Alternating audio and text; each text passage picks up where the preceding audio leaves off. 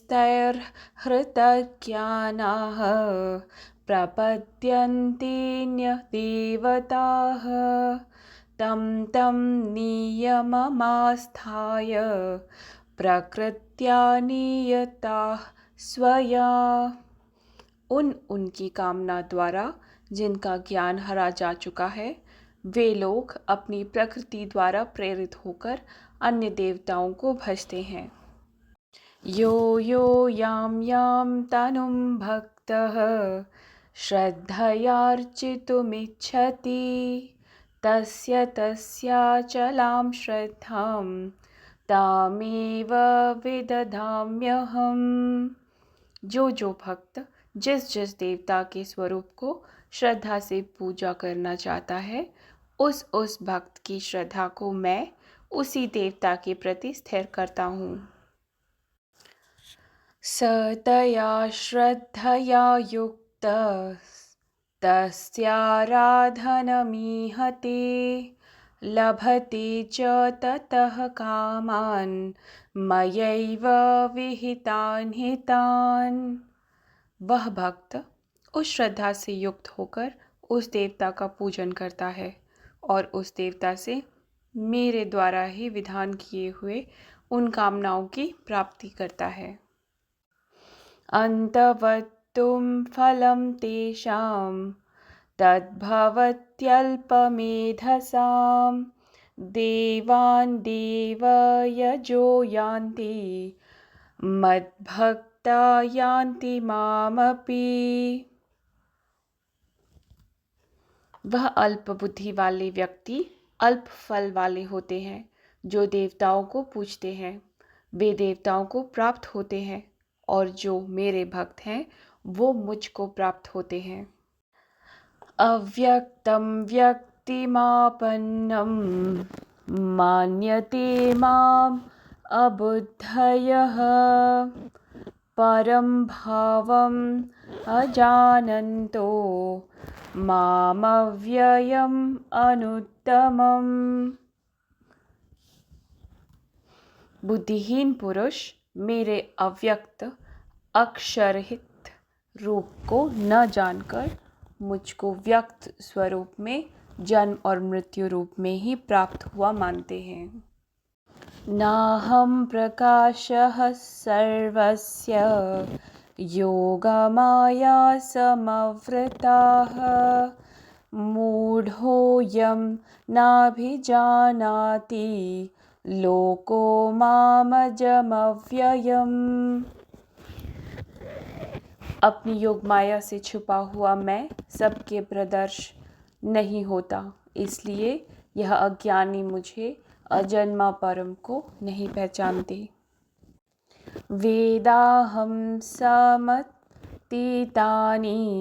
वर्तमानानि चार्जुन भविष्याणि च भूतानि मां तुम वेद न कश्चन। अर्जुन, पूर्व और वर्तमान तथा भविष्य के भूतों को मैं जानता हूँ, परंतु मुझे कोई नहीं जानता। भारत में बहुत सारे व्यक्तियों को ना बहुत डाउट रहते हैं कि कौन से देवी देवताओं को पूजें। माँ लक्ष्मी को पूजें, शिव जी को पूजें, विष्णु जी को पूजें, पूजें किसे, हनुमान जी को पूजें। और इतने सारे चलते ही रहते हैं और ये द्वेष बनते जाते हैं, क्योंकि आगे संप्रदाय भी बन गई हैं जो डेटी से रिलेटेड है। हम्म?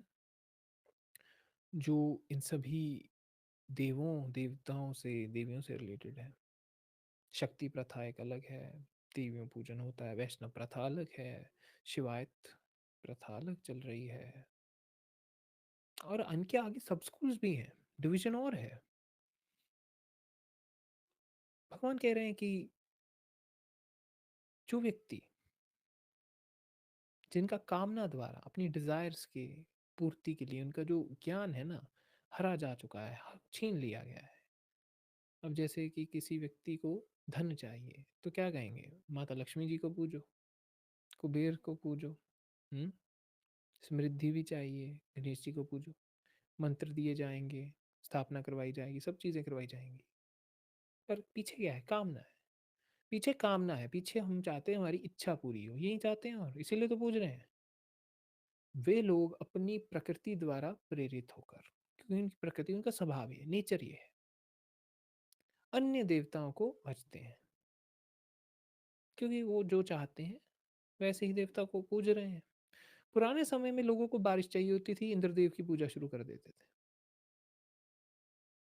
ठंड लग रही है, अग्नि चाहिए, अग्निदेव को पूज देते थे। समय के अनुसार जैसे-जैसे हमारी जो भौतिक ज़रूरतें हैं पूरी होती रहीं, देवता भी कम होते रहे। अब मान लीजिए सबके पास धन है, बेहद अच्छा खासा धन है, बहुत बढ़िया जीवन चल रहा है। सब ऐशो-आराम है, कोई तकलीफ नहीं है, ना कोई बीमारी है, ना कुछ है, बहुत बढ़िया ज़िंदगी चल रही है। मतलब कोई किसी देव को पूजेगा, कोई कुछ चीज़ करेगा, लोग कहेंगे क्यों ही जाना है, सब बढ़िया तो चल रहा है, क्या ही करना है। सिर्फ आत्मज्ञानी ही होगा जो स्वयं में जाना शुरू करेगा या उस परम में जाना शुरू करेगा। जो सिर्फ अपनी कामनाओं में चल रहे हैं, वो उनकी कामनाएँ पूरी हो गई तो पूजा की क्या आवश्यकता है? इसलिए प्रभु कह रहे हैं कि उनका ज्ञान छिन चुका है, वो नहीं जानते। वो सिर्फ अपनी कामनाओं से चल रहे हैं। वो अन्य देवों को भज रहे हैं, वो मुझ में नहीं आ रहे हैं, वो परम को नहीं देख रहे हैं। उन्हें इंद्र दिख रहा है, उन्हें अग्निदेव दिख रहे हैं, उन्हें लक्ष्मी माँ दिख रही है, उन्हें 100 चीज़ें दिख रही हैं, लेकिन मैं नहीं दिख रहा हूँ। फिर आगे कहते हैं कि जो-जो भक्त जिस-जिस देवता के स्वरूप को श्रद्धा से पूजते हैं, उस भक्त की श्रद्धा को मैं उसी देवता के प्रति स्थिर करता हूँ। ऐसा ही होता है, कोई जैसे माँ काली को पूज रहा है, रामकृष्ण एक बहुत अच्छे उदाहरण है। माँ काली को पूज रहे हैं तो पूजे जा रहे हैं, उनमें खो गए हैं। सूरदास जी हैं, मीराबाई है, कृष्ण को पूज रहे हैं। जैसे-जैसे उनका भाव है, वैसी-वैसी श्रद्धा उनमें स्थिर है। स्थिर कर कौन रहा है? मैं हमेशा कहता हूँ कि सगुण भक्ति के पीछे निर्गुण खड़ा है। सगुण भक्ति जितनी मर्ज़ी हो जाए, जब तक निर्गुण में लीन नहीं हुए, सगुण पूरी नहीं हुई। भक्ति पूरी ही नहीं हुई। सगुण सहारा है, परम नहीं है। महर्षि रमन के पास उनके शिष्य जो बाद में गुरु बने, जिन्हें पापा जी कहते हैं, पूंजा जी। तो पूंजा जी फ़ौज में थे, कृष्ण भक्त थे। उन्हें कृष्ण दिखते थे। यहाँ तक इतने दिखते थे कि कहते थे कि मैं उनके साथ रास रचा रहा हूँ, नाच रहा हूँ। लोग देखते थे तो उन्हें लगता था कि इन्होंने बहुत सारा नशा कर लिया है, पता नहीं कितनी पी कर नाच रहे हैं। लेकिन वो तो प्रेम में थे, उन्हें तो सही में कृष्ण दिख रहे थे। महर्षि रमन के पास जब पहली बार गए तो उन्होंने कहा कि मुझे प्रभु के दर्शन हुए, मुझे कृष्ण दिख गए। ऐसे ही होता है, क्योंकि हमें हमारी मानसिक चेतना ही, मैं हमेशा कहता हूँ, जैसे-जैसे आप पूजना चाहेंगे वैसे-वैसे ही रूप में आ जाएँगे। मैंने किसी रूप को नहीं पूजा। मैंने पूजने का ढंग कहा कि समग्र को ही पूजते हैं। किसी रूप को पूजूँगा तो फँस जाऊँगा। इसलिए बहुत सारे धर्म, बहुत सारी जगहों पर सगुण भक्ति को ही मना कर देते हैं। सहारा है, बुरा नहीं है, सहारा है। लेकिन अगर उसमें फँस गए तो फिर परम को कैसे प्राप्त होंगे? कैसे जाएँगे? इसलिए महर्षि रमन ने कहा जब पूंजा जी गए कि भगवान ने कहा कि परमात्मा वो नहीं है जो दिख रहा है। परमात्मा वो नहीं है जो तुम्हें कृष्ण रूप में दिख रहा है। परमात्मा वो है जो देख रहा है। परमेश्वर वो है जो कृष्ण को भी देख रहा है। ये भी मन की ही व्यथाएँ हैं। और लोग कहते हैं कि हमें ये दिख गया, वो दिख, ठीक है, आपको बिल्कुल दिख रहा है, उसमें कोई शक नहीं है, उसका कोई विरोध नहीं कर रहा है। लेकिन आपको वो भी छोड़ना होगा, त्यागना होगा। हाँ, आप ये या तो मिलना ही होगा। तो जो बहुत सगुण भक्ति में होते हैं, उन्हें कहा जाता है कि तुम आगे भी उनसे माँगो। संतुष्ट ना हो उनके दर्शन से, कहो कि मुझे स्वयं में समा लो। मैं ना रहूँ, समग्र ही मुझ में आ जाए, समग्र में समेट लो मुझे, अपनी पूर्ण शरण में ले लो, उसके नीचे तो नहीं लूँगा। तो फिर वो दिव्य रूप भी मिटेगा, मिटना ही होगा, क्योंकि वो सही में नहीं है, लिमिटेड है वो भी। वो भी एक तरह से बंधा हुआ है रूप। नाम रूप हमेशा बंधा हुआ है, इसलिए वेदांत नाम रूप को बिल्कुल हटाता है, बंधना नहीं है। आपको मंदिर दिखते हैं, वेदांत के कोई मंदिर दिखते हैं आपको? वेदांत कहीं पे भी हो सकता है, क्योंकि वो हर जगह वो तो कह ही रहे हैं। वेदांती अगर कोई पूजा करता भी है तो वो भी परम की कर रहा है, सत्य की कर रहा है। वो ये कहता है कि नाम रूप है ही नहीं। अगर पूजा कर भी ली मूर्ति की तो भी जानता है परम ही है पीछे, सत्य ही है। लीन वही है जो जान रहा है। जानने वाले मूर्ति की भी पूजा कर देंगे, समग्र सृष्टि की भी कर देंगे। भगवान कह रहे हैं कि जो व्यक्ति जिस भी देवी देवता की पूजा करेगा, मैं उसकी श्रद्धा के हिसाब से उसे उनमें ही स्थिर कर दूंगा, क्योंकि पूज रहे हो, चेतना की अटेंशन वहां जा रही है। तो लक्ष्मी भक्त को लक्ष्मी ही दिखेंगी, कृष्ण भक्त को कृष्ण दिखेंगे, शिव भक्त को शिव दिखेंगे, देवी के भक्त को देवी दिखेंगी। ऐसा ही होता है। और अगर ऐसा होना शुरू हो गया तो लड़ाई भी हो सकती है। इतने भिन्न रूप दिख रहे हैं। हनुमान जी ने मुझे सपने में आके कहा कि ऐसा होना है, दूसरा आया कि राम जी ने ऐसा कह दिया, तीसरा आया कि मुझे तो शिव जी ने कहा था। बात किसकी सुने? देवी देवता, सगुन भक्ति। निर्गुण में अंत होगा तभी सगुन का उपयोग है, नहीं तो कोई फायदा नहीं, वो फंस भी सकते हैं व्यक्ति उसमें। प्रभु कहते हैं कि वह भक्त जो कि उस श्रद्धा से युक्त होकर उस देवता का पूजन करता है और उस देवता से मेरे द्वारा ही विधान किए हुए उन कामनाओं की प्राप्ति करता है। माँ लक्ष्मी की पूजा की, लक्ष्मी आनी शुरू हो गई, प्रॉफिट आना शुरू हो गया, बिजनेस बढ़ गया। लेकिन सोर्स क्या है? सभी सगुन का, सभी देवताओं की शक्ति कहाँ से है? तीनों लोकों की भी शक्ति कहाँ से है? मूल क्या है? तत्व क्या है? तत्व है वो परम एक स्वरूप, वो अनाम स्वरूप, जिसे एक ढंग है कि वो परम चेतना है, परम चैतन्य है। ये भी शब्द है जो शब्दों से ही परे है, जो हर एक हिसाब से परे है, जिसे व्यक्त करा भी नहीं जा सकता। वो है वो सदा शिव कहते हैं हम उसे, कि वो ज्योति है जो हमेशा है, जिससे ही सब कुछ प्रकाशित हो रहा है। हर एक ट्रेडिशन है ना, पार ब्रह्म सुप्रीम को एक अलग अलग अपने हिसाब से नाम दिया हुआ है। वैष्णव ने भी नाम दिया हुआ है, क्योंकि उन्होंने फिर अपनी सांप्रदाय को भी साथ में लेके चलना है। वो भी चीज है। इसलिए विरोध होता है कई बार। विरोध की बात नहीं है, जो मूल को जानता है उसके लिए कोई विरोध नहीं है। वो जानता है शिव राम सब एक, ना उसके लिए कोई धर्म है, ना उसके लिए कोई जात है, ना कुछ है। ये सब मूर्खों के काम है जो नहीं जानते। जो जानता है वो समग्र का है, या किसी का नहीं। तो अगर बुद्ध हैं तो बुद्ध सबके हैं या किसी के नहीं। बुद्ध सिर्फ बोधियों के नहीं है। और जो जो जाना है, सत्य तभी है अगर वो सबका है। अगर किसी एक संप्रदाय का है, किसी एक धर्म का है, किसी जात का है, किसी परिवार का है, कुल का है, तो वो सत्य नहीं है। बहुत कमजोर है ढांचा उसका। उपनिषद में कहते हैं जो स्वयं को पाते हैं उनका साम्राज्य समग्र सृष्टि है, और समग्र सृष्टि के राजा हैं, कि वो एक है सृष्टि के साथ। उनके लिए ऐसा कोई समय ही नहीं है, कुछ ऐसा है ही नहीं जो अलग है उनसे। भगवान कहते हैं आगे, वह अलग बुद्धि वाले व्यक्ति अलग फल वाले होते हैं। टेम्परेरी, कुछ समय के लिए है, चला जाएगा। लक्ष्मी आ भी गई, मृत्यु तो भी आनी है। ऐसा तो होगा नहीं कि यमराज को पूजना शुरू करें और कहें कि हमें अमर कर दो, हमारा शरीर मिटे ही नहीं कभी। यमराज को भी पूजो। यमराज को कोई नहीं पूछता। बहुत ही शायद ही किसी ने पूजा है, और हम उनकी कहानी सुनते हैं कि यमराज से मृत्यु के बारे में पूछा गया नचिकेता को परम ज्ञान प्राप्त हुआ। निर्वाण ने परम ज्ञान बताया,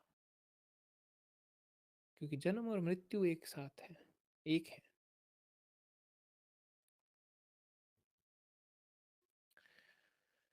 भगवान कहते हैं कि जो देवताओं को पूजते हैं वो देवताओं को ही प्राप्त होते हैं, और जो मेरे भक्त हैं वो मुझको प्राप्त होते हैं। लेकिन देवताओं का क्या है, देवताओं की तो हम कहानी सुनते ही हैं। किसी तपस्वी ने थोड़ी ज्यादा साधना कर ली तो इंद्र का सिंहासन डोलने लगा, कमजोर हो गया सिंहासन। इतने कमजोर हैं देवता कि किसी ऋषि ने कोई शराब दे दिया तो लग जाएगा, किसी ने कुछ कर दिया तो लग जाएगा। परम में स्थिति नहीं है। इसलिए जो ब्रह्म ज्ञानी है, जो स्वयं को जान चुका है, जो आत्मज्ञानी है, जीवन मुक्त है, उसके लिए देवता दानव कुछ नहीं है। वो ही समग्र है, वो प्रभु के साथ एक है। वो किसी को नहीं पूछता, लेकिन फिर भी वो सबको ही पूज रहा है। सब उसको पूज रहे हैं, वो सब समग्र को पूज रहा है। इसलिए कर्म कांडों का विरोध हुआ है समय के साथ। बहुत सारी चीजों को बार बार रिवाइव करना पड़ रहा है, क्योंकि व्यक्ति सिर्फ कर्म कांड और सिर्फ देवी पूजन और जो आप क्रियाएं कह लें उसमें फंस गए। सत्य के प्रति तो उजागर ही नहीं है, क्योंकि हमें कामनाएं पूरी करनी है। लेकिन कामनाओं कुछ समय के लिए ही है। 70-80 साल, 100 साल की जीवन है, उतना भी नहीं। अगर एवरेज लाइफ एक्सपेक्टेंसी ली जाए 60-70-80, उसमें से हमने देवी देवता पूज दिए, ये कर दिया, कामने पूरी, फिर मर गए, फिर खत्म, सब खत्म। आगे क्या होना कुछ नहीं पता। चैन आया नहीं, जीवन के आगे क्या है कुछ नहीं। कामनाओं की भी कोई गारंटी नहीं है। हम हवन के लिए, हम मंत्र जाप कराने के लिए, कर्म कांड करवाने के लिए पंडित जी को सामग्री लेके दे आए, उन्हें उनकी फीस दे दी, सब दे दिया। उन्होंने कहा कि हवन करेंगे सब ठीक हो जाएगा, ये मंत्र पढ़ो ये सब ठीक हो जाएगा, सब आ जाएगा। किसी पंडित जी से आत्मज्ञान के पास चाहिए मांगने, और कोई गारंटी भी नहीं है आ जाए कि जिसके लिए हवन करवाया है, जिसके लिए चीज़ कराई वो आ जाए। कोई गारंटी नहीं है। आ गई तो फिर ज़रूर होगा कि देखा हमने ये किया था, हो गया। नहीं करते तो नहीं होता। तो कर्म कांड एक बहुत ही ऐसी चीज़ है कि मन को लुभाता रहता है कि ये कर लेते हैं, ऐसे ऐसे ये हो जाएगा, ये हो जाएगा, ये कर लेंगे। जो समग्र में स्थित हो गया तो उसे फिर इन चीज़ों की आवश्यकता नहीं है। पर वो कह रहे हैं कि जो ऐसे बुद्धि वाले लोग हैं जिन्हें फल प्राप्त होगा देवताओं से, वो देवताओं को ही प्राप्त होंगे, मुझे नहीं। वो उन्हीं में बंधे रहेंगे। लेकिन जो मेरे भक्त हैं, जो मुझको प्राप्त होते हैं, वो मुझ में ही स्थित होते हैं। वहां फिर मैं ही होता हूँ, वो नहीं होते। मैं अपने भक्तों के साथ एक हूँ। भगवान कहते हैं जो बुद्धिहीन है, जिसे सिर्फ भौतिक चीज दिख रही है, नाम रूप दिख रहा है, उसे वो उनका अव्यक्त अक्षरित रूप नहीं दिख रहा है। वो उन्हें जन्म और मृत्यु में मानते हैं। ऐसे व्यक्ति बुद्धिहीन है। इसलिए जो कहते हैं कि कृष्ण आ गए, कृष्ण का ऐसे अंत हो गया, कृष्ण चले गए, राम आ गए, चले गए। इसलिए मैं कहता हूँ जो रूप में आया है, जो भी एक मैनिफेस्टेड चीज है, वो आएगी जाएगी हमेशा। हमेशा यही नियम रहा है और ऐसा ही चलता रहा है हमेशा से। लेकिन जो बुद्धिहीन है, जो नहीं जानते सत्य को, वो क्या कहते हैं, कृष्ण आए कृष्ण चले गए। सत्य में कृष्ण क्या है वो जाना ही नहीं। वो उनके अव्यक्त उस निर्गुण स्वरूप पार ब्रह्म को नहीं जानते, जो सदैव है। इसलिए तो इतने आत्मज्ञानी होते हैं। बार बार बार बार एक ही बात बताते रहते हैं, लेकिन समझते नहीं। हम करते हैं आत्मज्ञानी को ही पूछना शुरू कर देते हैं। नाम रूप से ऊपर है। स्वयं में जाओ या प्रभु में जाओ, उसी को ही पाओगे। उस अव्यक्त रूप को देखो, जो हर रूप नाम रूप के पीछे है, जो मूल तत्व है। भगवान कहते हैं कि मैं अपनी योग माया से मैंने ये सब छिपाया हुआ है, मैंने खुद को बांधा हुआ है। इसलिए हर कोई मेरे दिव्य रूप को नहीं देख सकता, जो मैं सत्य स्वरूप है उसे नहीं देख सकता।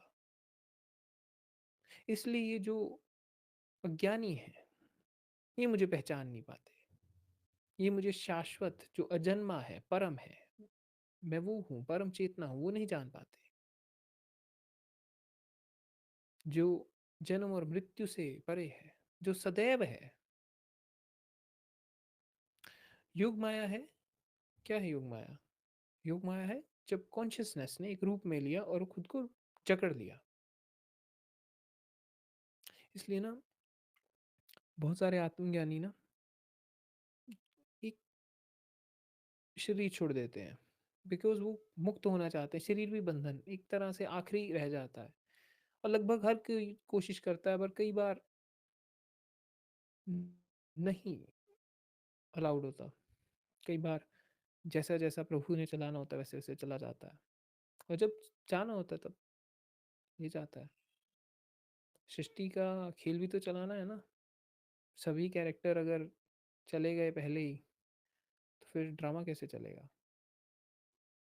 वो चीज़ भी है। इसलिए प्रभु कहते हैं कि योग माया से मैं खुद को बांधता हूँ। मैं सबको दिख रहा हूँ ना एक रूप में, लेकिन मैं जो हूँ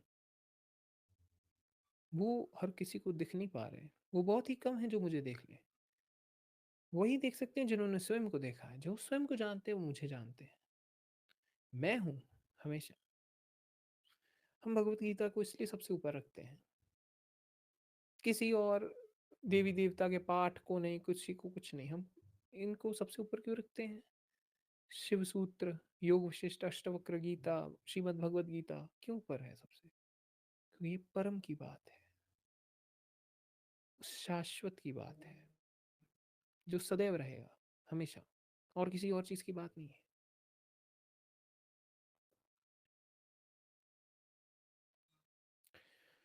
भगवान कहते हैं अर्जुन,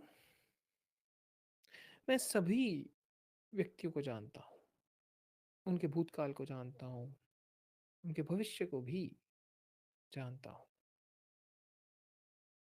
जो प्रेजेंट है वर्तमान को भी जानता हूँ, जो पहले आए मैं उन्हें भी जानता हूँ, जो भी है मैं उन्हें भी जानता हूँ, और जो आएंगे मैं उन्हें भी जानता हूँ, परंतु मुझे कोई नहीं जानता है। यहाँ भगवान श्री कृष्ण अपनी बात नहीं कर रहे हैं, वो एक नाम रूप की बात नहीं हो रही, वहाँ चेतना है। चेतना ही सभी रूपों में आई। चेतना ही अभी जो सभी रूप हैं वह हैं, और जो आएंगे भी तब भी वह होगी।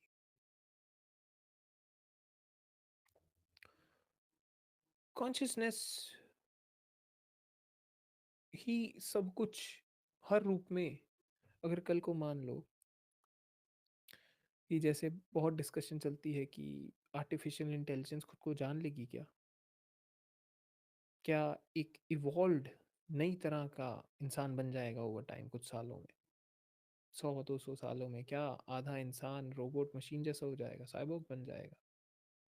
अगर ऐसा होना शुरू हो गया तो भी कोई इतनी हैरान होने वाली बात नहीं है।